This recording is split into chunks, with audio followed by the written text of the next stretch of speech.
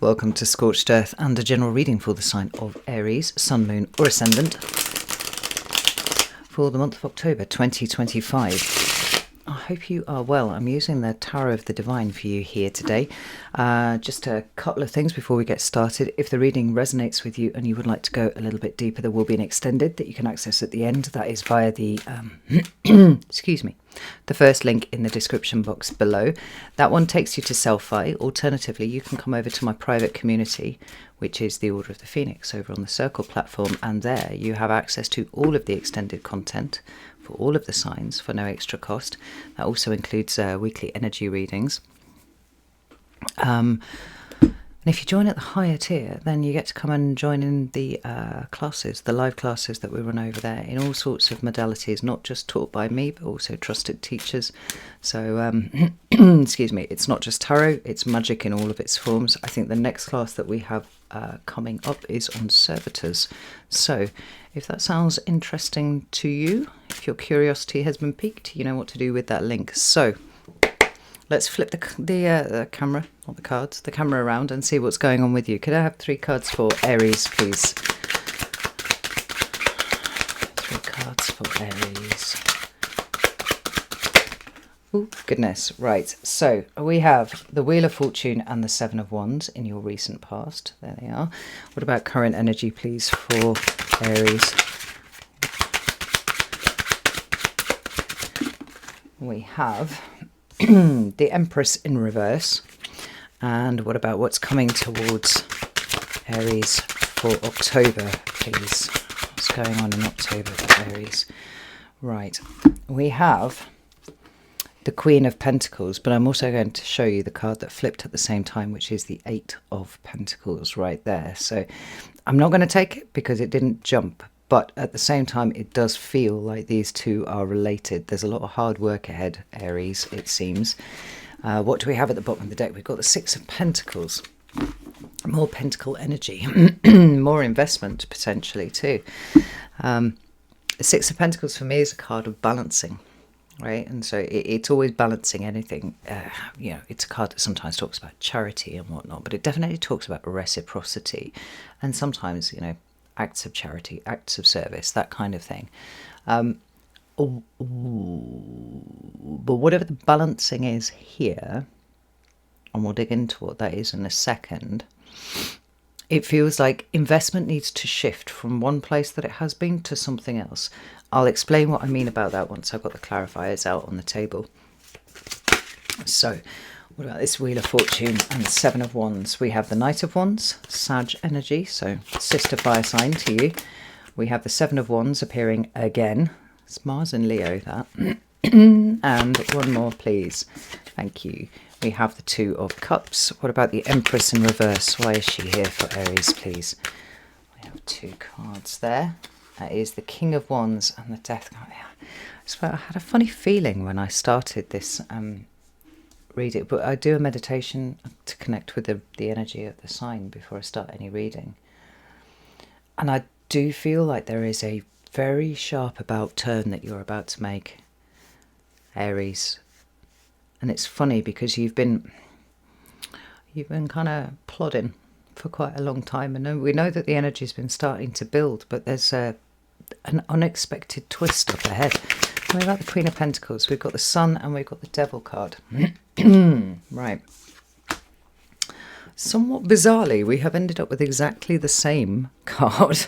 Right at the bottom. It's not that bizarre, right? It's actually quite logical, but we've got the same card at the bottom of the deck for both decks. It's the 6 of Pentacles. Now, whenever a card shows up multiple times, we are kind of required to pay a little bit more attention to it than we might ordinarily, because the energy is doubling up. Quite literally, it's doubling up. So we've got 2 repeating cards on the table. We've got the 6 of Pentacles and we've got the 7 of Wands. The 6 of Pentacles is kind of like the underlying theme of the moment. So we are looking at ways in which we bring balance to whatever situation we're involved in. And for some people that may actually involve asking for help at this time, right? Because we're never quite sure what side of the power dynamic we're on. It could indicate that people are coming to you for assistance. We see that here across both of these cards. But it speaks to things being out of whack and needing to be kind of returned to whack, whatever whack is in this instance, right? So, excuse me, let's just have a little dig here what's underneath there. We've got the Page of Wands and the Two of Cups showing up there. Now, the Two of Cups is a repeating card for you, so relationships are important to this dynamic. But we've also got a surge in creativity, perhaps not necessarily being directly expressed, but certainly being prepared for here with this Page of Wands. Now, excuse me, we'll start over here because this is where we start. It's your recent past. For clarity, your recent past could be this morning. It could be an hour ago before you watched this video, or it could be as far back as 6 weeks from this point, right? Back in the summer. We have the Wheel of Fortune and we have the Seven of Wands. Now, these Seven of Wands they give off a very different energy between them. I think to an extent, actually, there's could say the same about these two. This one is about being protective and guarded and defensive even, right? We've got a small child hiding behind a grown adult here. We've got somebody who is ready for battle. She's got a wand in her hand. She's ready to fight, to protect this. And we have these oncoming wands that are at her, right? She is under attack. Perhaps the child is under attack, right? And there's this, I'm gonna deal with this sort of energy. Very Mars and Leo, right? Very protective. The energy of this one, which is the dominant card, because it's come out as the main part in the reading, these are, kind of like explanatory footnotes, gives off a very different energy indeed, because what we've got here is graft. We've got hard work. We've got the energy of Mars being channeled into something important with Leo, right? Now, that's not to say that things of, anything other than Leo are not important, but it's a matter of consciousness. It's a matter of keeping everything nice for each other, right? What do I mean by that, right? Leo rules the summer. Leo is a lot to do with children as well. And so there is the feeling of the endless good times, right? But that's what Leo season quite often represents. Now we've got the energy of the sun here. This is big in the card. We don't have that here. So we've got the light of consciousness beaming down on whatever we're doing. But there's a sense that what we're working for, it is something that we are really, really conscious of, which makes me feel like there is some sort of end goal that we've been really toiling away at for quite a long time. We don't have that same idea of defensiveness or guardedness or whatever. There is just simply work that must be done. And we can see this chap here in the card is clearly accustomed to doing the work. He's certainly built for it, right? Now, speaking more figuratively, you, Aries, are also built for the work. Right? You've been putting in a lot of effort in this for years, and you have become strong in the doing of that. So while there's not really much of an indication in the card itself as to what it is that you're working from, there's no sense of you being under attack. There's no sense of you being reactive, which I think is very interesting indeed. We do have a degree of reactivity here. Presumably she's not taking the fight to the wands are coming to her, right? Here, you're not under threat, you're not under attack, you recognise that you're not under threat, you're not under attack. And in fact, what you're doing is you have been using all of your energy on something relatively constructive, one would assume. Certainly not in trying to protect yourself, because you don't need to. Now, the energy of the Wheel of Fortune that is sitting alongside this is also fire energy. It's ruled by Sagittarius, or it represents Sagittarius, because it represents Jupiter sitting beyond that, right? Where the Wheel of Fortune is involved, we have, the subtle spinning of fate and destiny all coming together that is changing fortunes about things, right? It's I've often described the Wheel of Fortune as acting somewhat like a save point in a game, right? You hit a certain point, and then no matter what happens from this point on, the place to which you will return is this one, right? So if you are... Minecraft's a bad example because it doesn't do that. All right, say Tomb Raider or something, right? You spend ages trying to clamber around on a certain rock face and then do, a 15-12 somersault to get to this bit over here. And you fail at it over and over and over and over again until you nail it.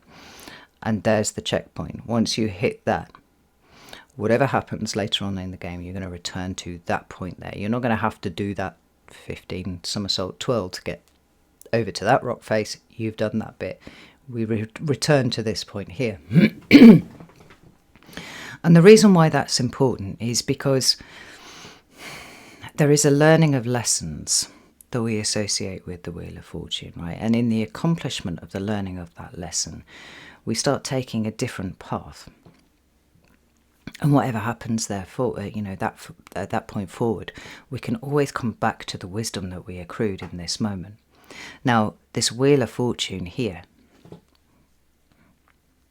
has felt like a kind of amplification energy to what you've already been working hard on, what you've already been devoting yourself to, right? Not feeling under attack, not feeling defensive, but actually just getting about the business of very consciously working very hard for what it is that you're trying to achieve, right? And I wonder if it's feeling a little bit like the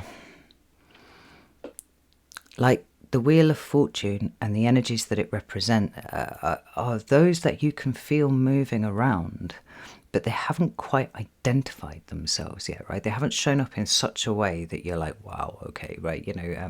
Obviously you've been working on an art portfolio and you get discovered by somebody who's like, oh, let's put you in an exhibition at somewhere really high class, or excuse me. You've been grafting away at work for the longest time, and your employer takes you to one side and says, "See, you're clearly cut from different cloth. Are you interested in a management position? Are you interested in moving up the chain?" We're not having that just yet, but there are enough things that have been happening that seem to be confirming what it is that that it is that this work that you are doing is important. The direction of travel that you've been going in is important. And then we come to the clarifiers down here. Now we've got that Sag energy again, so we've got double Sag energy, which is extremely expansive. Like, if nothing else, what Sagittarius energy and Jupiter energy more generally does is expand whatever it touches. So it's expanded the challenges for you, it expanded the work for you, but at the same time, it's expanded your capacity to do the same. And this is quite important because I think there's such a strength in being active rather than reactive, or responsive rather than reactive, and you've been grinding away at this for such a long time now. This is just what you are. This is just what you do. I don't get a sense of you being highly defensive or highly guarded or any of these things at all. I actually feel like you are situated in the present in a way that you have been situated in the present in a way that would have been quite alien to you a few years ago. Not so now, though. Tell me about this. Whoa, goodness. It's the Ace of Swords. I can see it from where I am. I'm going to have to roll my chair back so I can catch it. Still there a sec. Oh. Right, so we have the Ace of Swords. Wonderful. We have a particular kind of truth that you are working to that feels real. It feels really palpable to you. Seven of Wands. Fuck off. There's the Seven of Wands again, look, with the Four of Swords. Yeah, I think you're very comfortable not being in a reactive frame of mind. What's that fucking Page of Wands again? And it's like everything that happens feels like it's happening for a reason. Although it isn't the big expansive blow up, it isn't the full achievement of one's goals and aims. There are enough tendrils of the Wheel of Fortune in here that you know that it's keeping an eye on you. You know that it is saying, yeah, keep going, keep going, keep going, keep going. And you seem to have both the physical stamina and the mental willingness to kind of go there with yourself. If ever you feel, and you probably have an off day or two, Aries, where you're like, oh, I cannot fucking be bothered with this anymore. It's not like, well, actually, no. Remember the truth that I'm working to. Remember my perspective. Remember the reasons why I am doing this and why it is so important. And then we've got this Two of Cups. Now, the Two of Cups for me isn't just about relationships, and I want to make that really, really clear, right? When people see the Two of Cups, their mind quite naturally goes to the idea of there being a significant other. Now, there may or may not be a significant other for you, and this may be or may not be a reading about your particular relationship. But for me, the Two of Cups speaks specifically about intimacy. Right? That's what this card hinges on. And it's the intimacy between you and another person and a shared vision for the future, shared value system. This alignment that comes in very, very naturally when somebody is on the same page as you. And that doesn't have to be restricted to a romantic relationship or a sexual relationship. It can be business partnerships of any description. It can be, meeting a new friend, somebody who becomes very rapidly somebody that you spend a lot of time with and whose opinion you you value.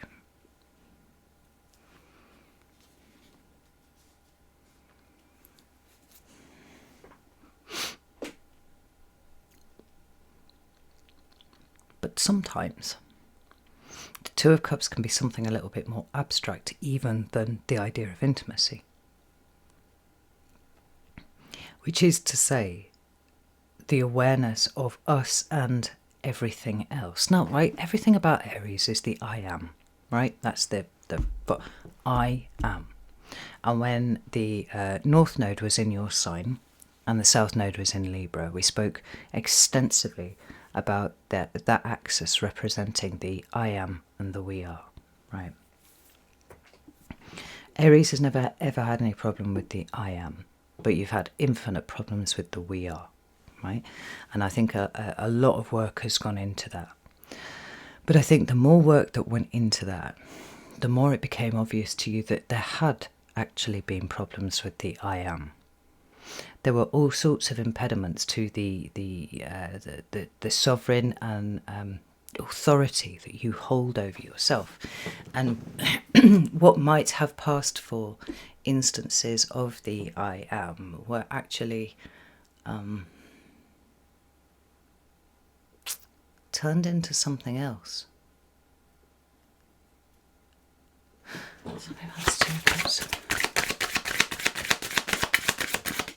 Thank you. Six of Cups. An Eight of Swords at the bottom of the deck. Like, I don't feel like this is speaking to where you are right now or even where you have been recently. I feel like this is speaking to the kind of work that you have done, right? So there might have been many times where you assumed you were acting on your own authority only to find that you had been subtly manipulated by somebody else into being something or doing something or whatever, right? Equally, there might have been times where you were leaning into your own personal authority, I am, and all that sort of thing, and you realised latterly that it was a trauma response, that you were used to no one being there for you, right? So whenever anything goes wrong, obviously you're going to have to deal with it yourself. Which meant by extension, you were never going to ask for help. You were never going to extend that level of intimacy to anyone else. Now, I don't think that this is a statement on a concrete thing that has gone on. More, it seems to be the energy remarking on, we've seen what you've been doing. We see how you have a much clearer sense of self than you've ever had before. And your relationships, by extension, have become a source of something that is worth fighting for, worth toiling for. But this is still in the kind of abstract sense, right? Because you might have a husband or a wife or a boyfriend or a girlfriend or some constant companion. You might have a business partner who is rock solid and definitely on the same path as you. You're both working towards particular things. But that Two of Cups isn't about that. It's not whether you're a good husband or a good wife or a good business partner or a good spouse or, full stop, whatever it is. It's that something in Aries has opened up to the I am and the we are being so important to be conducted healthily.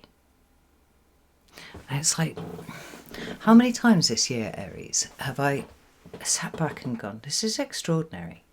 Like, you're so self-possessed, you're quiet, you're doing your work, you're not kicking off, you're not looking for any kind of external fizziness. Like there's a discipline and a focus that is present in Aries I've never seen before. Like it's new. It's not really part of your archetype, and yet here it is. But then it kind of is part of your archetype, right? Because Emperor, if you think about Aries in terms of Emperor energy, would be very much in alignment with that. And the self-possession, really, really strong. But ironically, with this more defined sense of self and more self-possessedness, there are ways in which you have become infinitely less selfish than you were before, when you thought you were doing things for the good of other people. Sorry about my throat.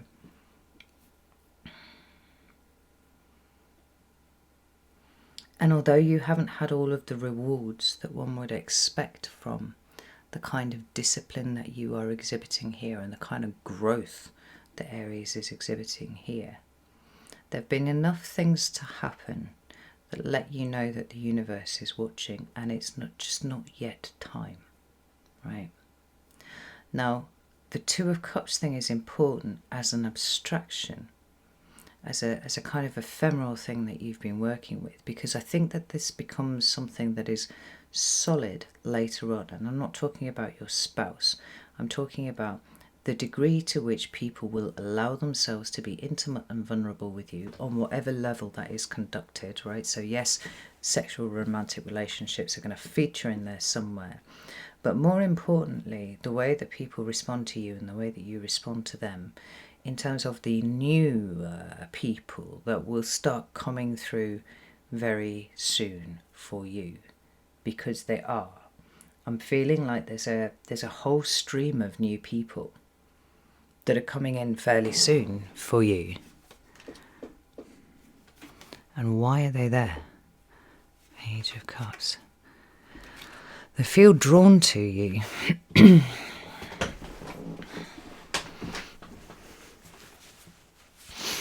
Now, why is this important? Well, it's important because it's already happened over here. It's something that's been going on for quite a long time, right? But it's also important because of the ways in which I've been talking about this whole like teacher, leader, guide concept, right?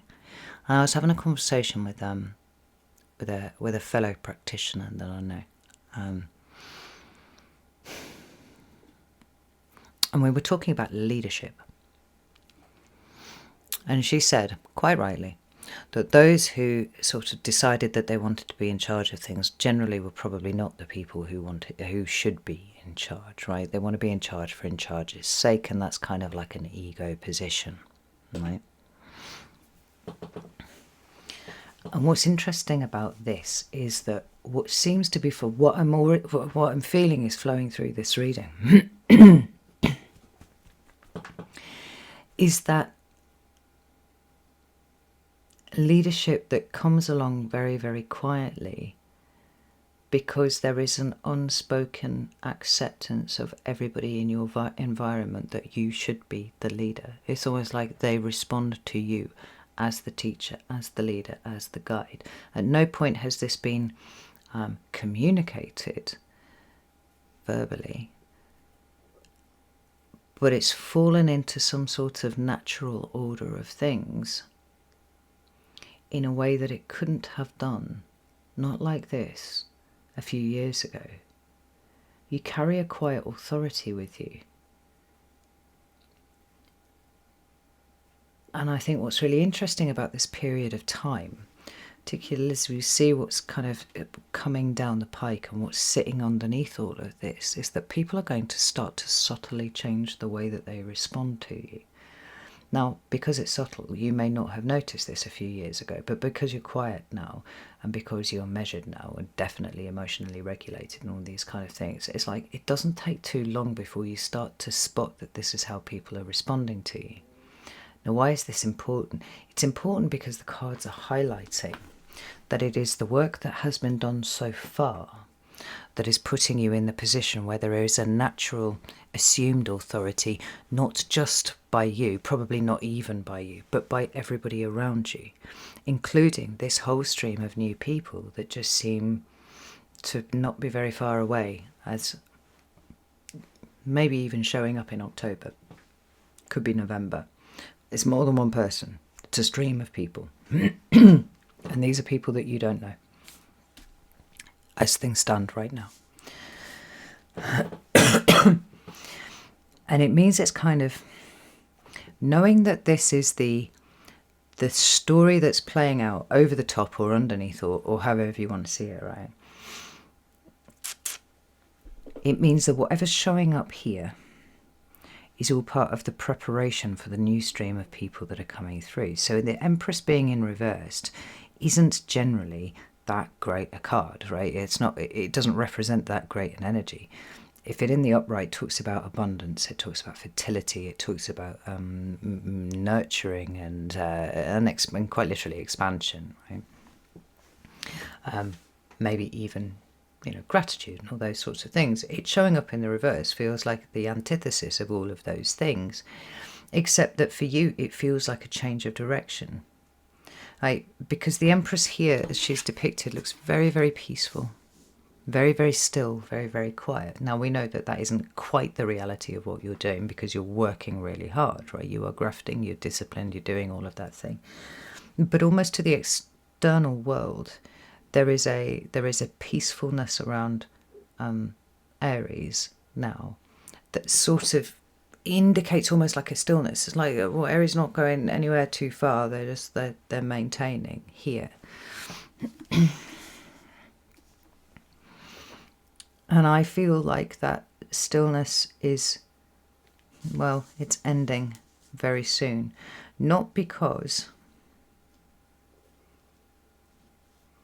you're falling off the wagon or straying from the path or anything like that, but because the being still, the working hard, the doing all of things without expectation of anything, right? Just doing it because it's yours to do, is pushing you towards a change of direction where activity becomes then something that is very important moving forwards, right? Because we've got the Death card right there. We're talking about transformation and we're talking about a transformed state.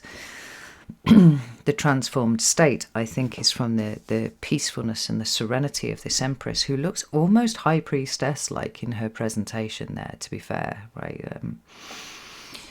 To something else. And what is that something else? Well, we know that it's active.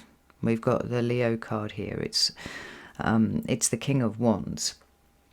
If it was anyone other than you or Sagittarius, I would say, right, resolutely Leo. But because you're fire signs, it's much more about the expression of the fire energy. Rather than focusing on what is yours to do over here, it feels like things are going to expand quite rapidly from this point on. So that it's much more of an outward expressing energy that other people can see and other people are responding to. The transformation is from the quiet to the something else. Now, I'm trying to avoid using the word warlike, right? Because there are pejorative connotations with that, even though your ruling planet is the god of war, right? So there's somewhat of a natural state for Aries to be at war.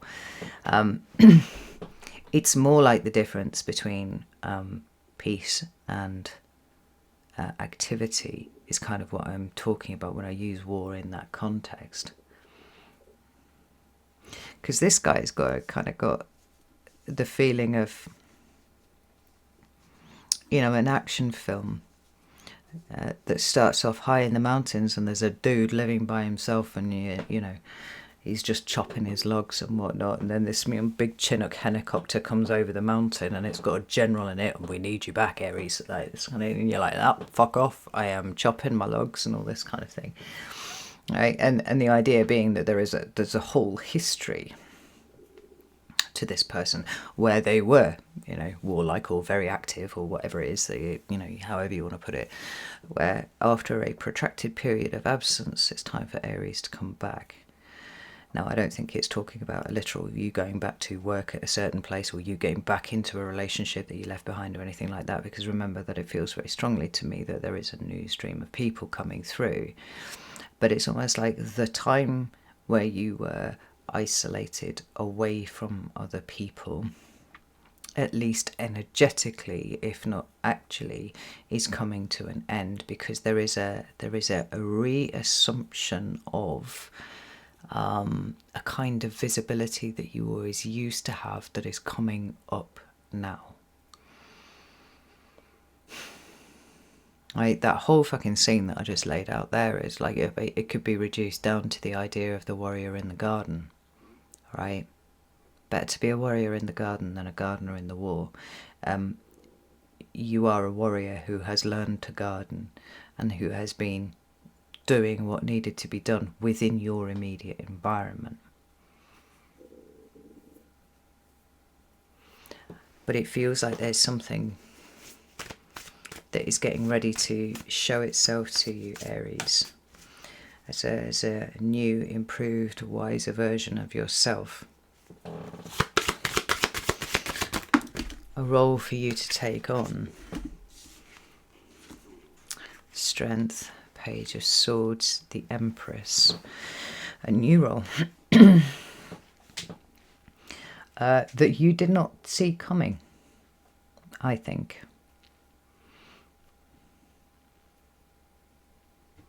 The Strength card is about personal expansion. It's about personal growth, right? And yes, it represents a sign of Leo, and yes, it has built into it the idea of there being a strength there. But it's not the dominant interpretation for the energies of the card. It's more about the act of becoming bigger, becoming more than you were before. So when we talk about personal work and how it helps you deal with life, it doesn't make your problems smaller, and sometimes actually it can kind of crank it up and make it even more difficult. But what it does do is it makes you bigger, makes you more able to deal with things in an efficient way, not inefficient, in an efficient way than you were before. Now, we've got the Strength card there, speaking to that personal expansion, speaking to that personal growth. Then we have the Page of Swords, which is like the new information coming your way about something. Now, we have an upright Empress, a reversed Empress over here, and now an upright Empress over here. It's like, it's the same, but it's different. It's not what it was, it's what it's going to be. Now, this period of absence, wherever you have been, right, it's been very, very important because you've leveled up dramatically in that time. But you were never supposed to stay there. Not forever. And there's something about the energies of now and into November that is coming back. Something is coming back. And it's not, to be clear, it's not an old situation that is resurfacing exactly. It's like it's a new role and something that is kind of in alignment with who you naturally are. And it's outward expressing rather than an inward expressing thing. I wonder if it being the Empress. Because obviously, like, your card is the Emperor, as well as the Fool, but your card is the Emperor, which is very orderly, it's very disciplined, it's very structured. To an extent, it's kind of hierarchical as well, right? The warrior in the garden and all that. But the energy of the Empress is incredibly creative. And it's like creatively applying your strength, your powers, your skill sets to a situation that is new, but is a continuation in so much as you can apply your strength to it. I don't even know if that's making any sense, Aries. But things are changing, and things are changing rapidly. And you might have had a bit of a not my circus, not my monkeys kind of approach to what's going on. Nevertheless, opportunity feels like it's coming and knocking at your door and asking you to come and participate, but in this new improved version of you that you now are, which is absolutely fascinating. And the thing is, with this transformational energy of the devil, not the devil, the death card showing up here, it's like this is a big change. And we're going from, you know, the quiet work that you've been doing, focus, discipline, what that, to something much more visible. Because everybody's naturally assuming that you will be the one who will take charge. You will be the one who does take charge. And rather than this being an unpleasant burden to you, it's almost like, oh, yeah, actually, okay, I am the best qualified to do this. Not because you're going to do it all yourself and take on everything all by yourself, but because your leadership skills have been overhauled and they really mean something now, Aries. They really mean something now, just in time for this new stream of people who are coming through. Now, when we come to the energy of October, we have the Queen of Pentacles, followed by the Sun and the Devil. Now, the Queen of Pentacles is Capricorn energy, which means it is also the energy of Saturn. The Devil is Capricorn energy, which means that it is also the energy of Saturn. Saturn has bobbed out of your sign for now. He's gone back to finish up in Pisces, but he will be returning not until February next year. February next year? It is February next year, yeah. But you've had a sneak peek, a little preview, if you will, of what Saturn in your sign is going to feel like. In all likelihood, probably wasn't fabulous. Let's be honest, right? Saturn in your sign, not natural bedfellows. Nevertheless, there's been enough information that has been transmitted to you, whether you've perceived it or not, it's been there, about how that next 3 years will feel with Saturn moving through your sign. To arm you, coming in with a lot of the military fucking vocabulary here. I'm not doing that on purpose. To arm you with the information that you need about what may be required from you over the next 3 years. Now, the Sun card represents Leo, and so therefore the Sun. And so what we've got is a conscious awareness that what follows from hereafter is not going to be plain sailing, right?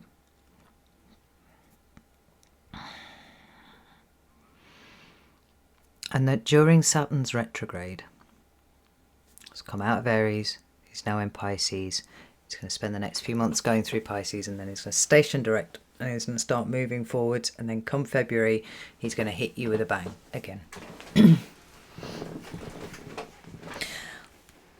But it being Capricorn, it's also talking about cardinal energy. It's talking about solid investment in the future in a particular direction. And here's where it gets really interesting, because it feels like you have some months to prepare for that ingress, right, to return. But now is the point where you need to start thinking really, really clearly about what needs your attention moving forwards. Because whatever you've been working on over here, right, it's been sufficient to give you the muscles, right? You've got pretty hench in the meantime while you've been doing all these things, but this isn't actually all it. And we know it's not actually all it, because there's a leadership role that is incoming for you, Aries, and it may be coming from somewhere that you didn't expect, right? So this is not just a straight up promotion. It's not even being headhunted by a company to come work for them in a more senior role than you currently have.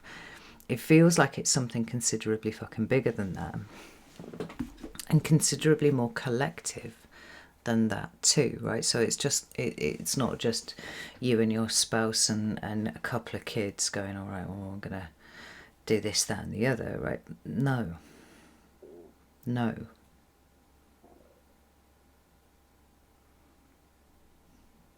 The Sun card is about joy, and it's about happiness, and it's about the good times. It's about the easy times.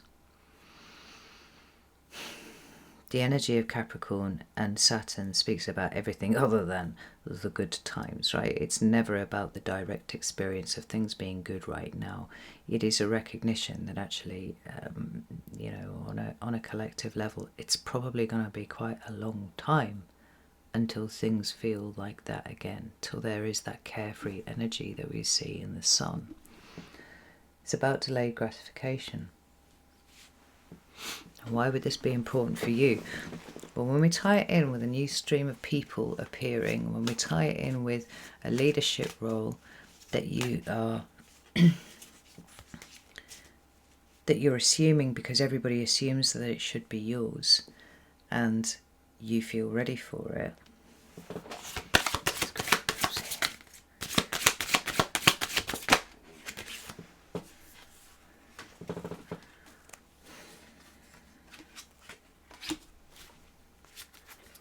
The question is, what are you going to build? And we've got the epitome of the suit there with the Queen and the King of Pentacles, Capricorn and Taurus energy respectively. They represent the pinnacle of this suit, and working together they can create everything. They do it by hard work.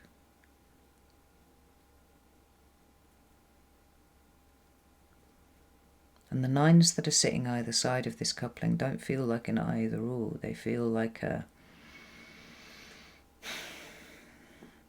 these are the things that you have access to that you didn't have access to before. So how do we incorporate the wisdom from everything that we have felt, everything that we have done, all the ways that we have worked on ourselves, the boundaries that we have created now? What's the vision for the future, Aries? This is a really weird reading because I haven't felt like this. Oh, that's not entirely true. So Sagittarius was the very first sign that I did. And there was something very, very strong about Sagittarius tweaking about, let's just say like antennae tweaking, about upcoming changes that would require them almost to get a little bit militant. I used that exact phrase with getting a little bit militant about taking charge. Now, that's not something Sagittarius actually is usually very interested in doing at all. Like they just, they want to do their own thing. They've got exploring to do. They've got expanded consciousness to achieve and whatnot. But their minds are getting very sharp. They can see something coming down the pike. And they see where they're needed. And they don't think twice about it. They step up. Now you, Aries, are getting a similar sort of message here. It's very similar.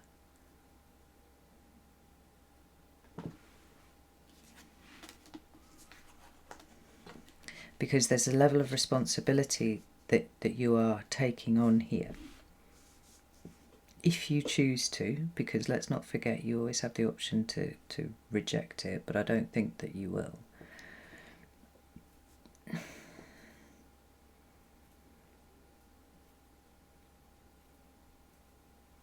Where there's a vision of what you want to create. Now normally when we're talking about visions, that's Sagittarius. Sagittarius is very rarely actually involved with the building of anything. They just see what could be. And they pass it on to Capricorn, and Capricorn does all that stuff, right? Followed by Aquarius, followed by Pisces. But you are the sign of initiation.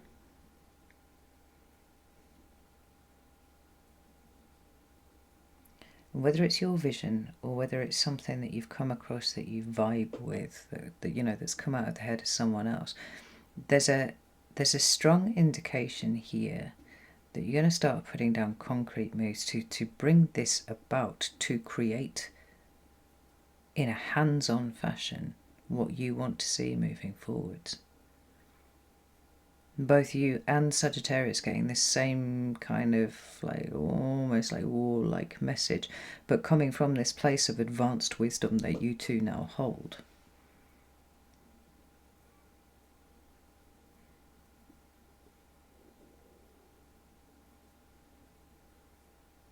Now, I don't think that it's going to be you and Sagittarius like battling for dominance. Like you're dealing with very different sets of people, I think, and you're coming at things from in very different ways.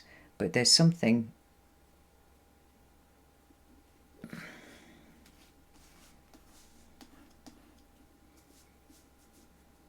There's something coming from deep within you, Aries, and it's wanting to express itself outside. And more than that, it isn't just wanting to express itself outside. It's wanting to build it so everybody else can see it. We know that what's coming is going to be difficult. We know it's going to be hard. That's not too hard to work out. Even without the cards, that's not too hard to work out, right? But the devil also represents everything that is material. The world is the dominion of the devil. That's how we end up going down the whole of material belongings are evil and stuff, right? Because they give the illusion of reality. The thing is, though, when I'm seeing so much internal energy, so much internal regulation of both emotions and actions, a complete absence of reactivity, and instead something very disciplined and very controlled, that you seem to be ready to root into the ground for the benefit of other people. And not even just now, but like in the future. I can't make head or tail of this reading, Aries, other than to say, like, I think very soon it's going to be time to take the overalls off. Alright, we're going to be taking off the kingly robes and probably exposing the armour underneath. I mean, that's what that feels like here.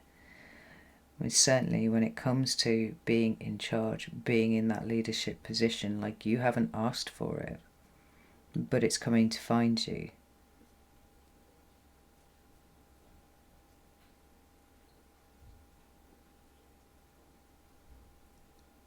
And you're ready for it now in a way that you weren't before. Like, fuck me.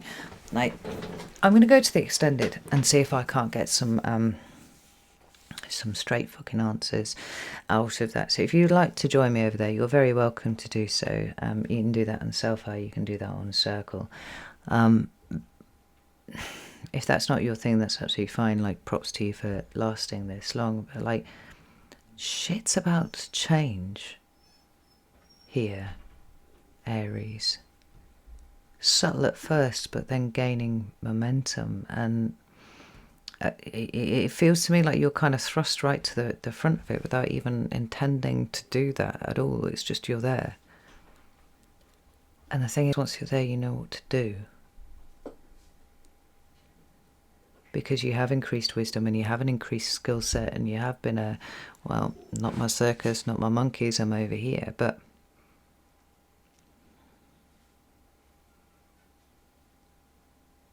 it means that it doesn't mean that what is intrinsically Aries ever went away. It just grew up. And I feel like that's what's going to start being tapped into very, very soon. Absolutely bizarre reading, right? Know that I love you all very, very much. And I'll see you soon.